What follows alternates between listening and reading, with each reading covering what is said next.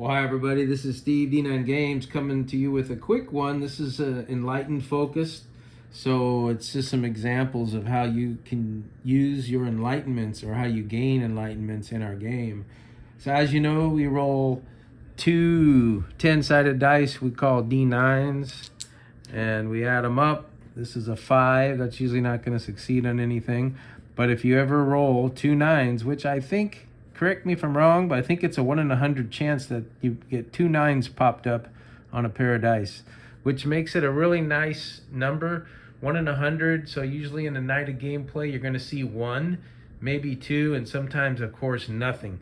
So that's enlightenment based on the action or the thing that you attempted to do, rolling two 9s. And of course, if it's with ease, you roll 3 dice, drop the lowest, you could still get two 9s, which it's a little easier way to do, to roll two 9s when you got 3 dice.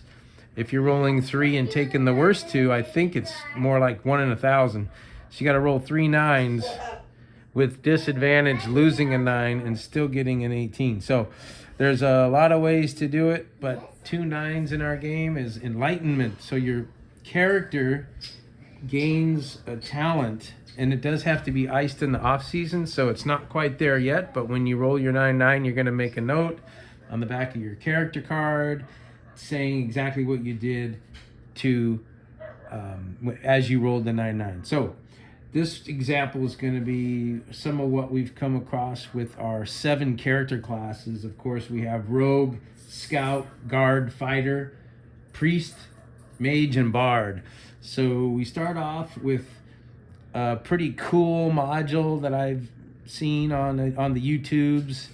Had to do with the tavern, heavy rain, and the tavern keep. In this story scenario, it's the tavern in the town that is less busy because people think it's haunted. It's a colder tavern.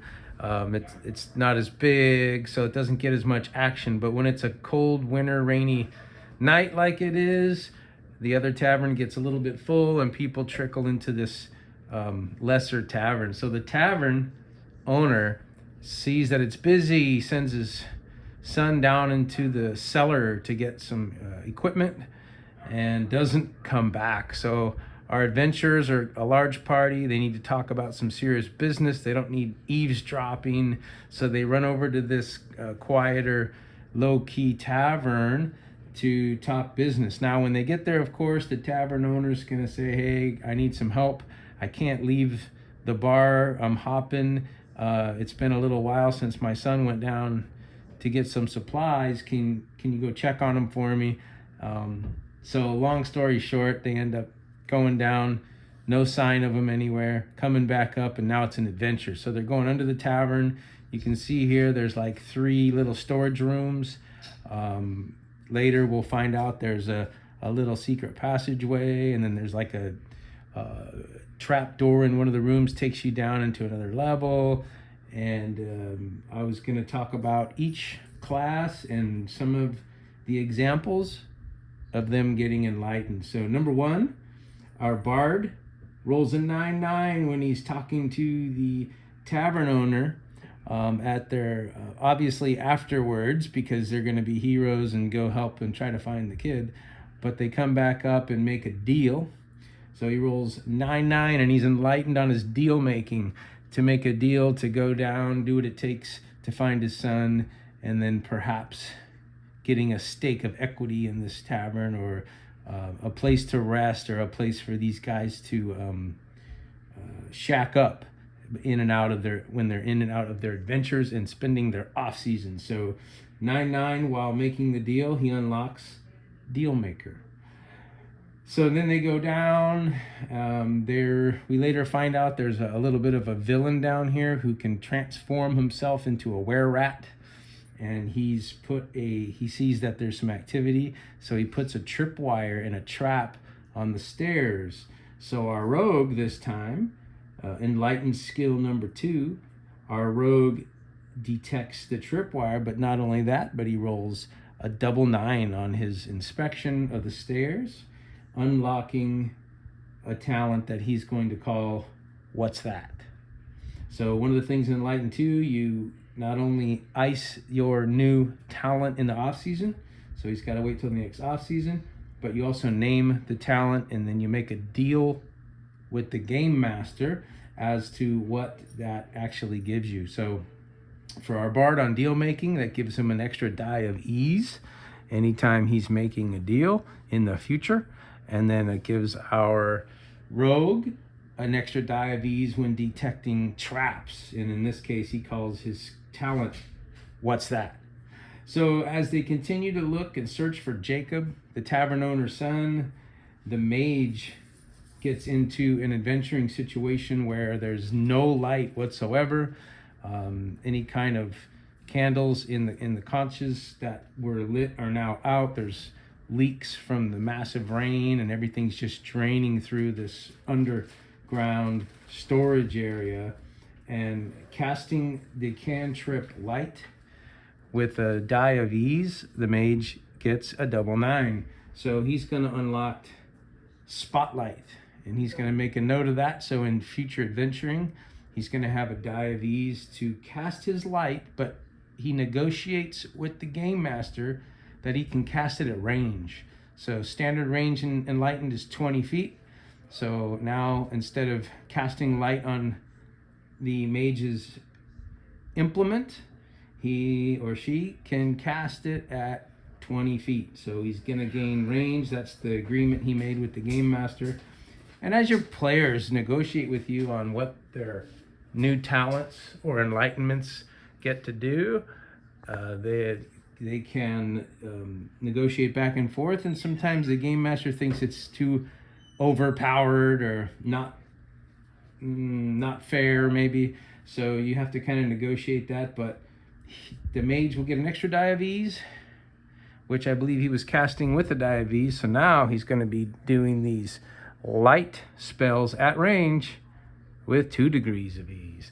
Now, it's come up what happens if you enlighten an enlightenment or a talent that you've earned. You're going to need 3 9s on deck, regardless. So if it's a ease or difficulty, as long as there's 3 9s in the roll, of course, the total sum of your roll is 2 dice, but if there's another 9 on board, regardless, that will unlock you your enlightenment.